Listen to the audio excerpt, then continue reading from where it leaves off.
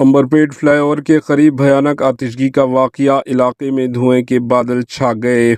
रियासती दारुल हुकूमत शहर हैदराबाद के अंबरपेट फ्लाईओवर के करीब मंगल की सुबह अचानक शदीद आग भड़क उठी, जिसके नतीजे में पूरे इलाके में धुएं के बादल छा गए और ट्रैफिक मुकम्मल तौर पर जाम हो गया।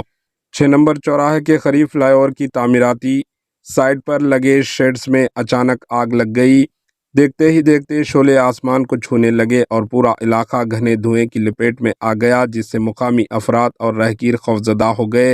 इत्तला मिलते ही पुलिस और फायर ब्रिगेड की टीमें मौके पर पहुंच गई और आग बुझाने की कार्रवाई शुरू कर दी। वाज़ेह है कि अंबरपेट फ्लाईओवर की तामीर वरंगल नेशनल हाईवे पर तकरीबन 7 साल कबल शुरू हुई थी, लेकिन काम की सुस्त रवि के बायस मुकामी अफराद को शदीद मुश्किलात का सामना था। बिलाखिर 26 जनवरी 2025 को इस फ्लाईओवर को ट्रैफिक के लिए खोल दिया गया था, लेकिन इफ्तिताह के कुछ ही दिन बाद ये बड़ा हादसा पेश आया, जिससे अवाम में तशवीश की लहर दौड़ गई।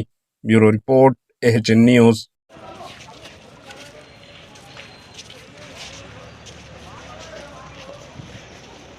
और लग जा रहा है भाई,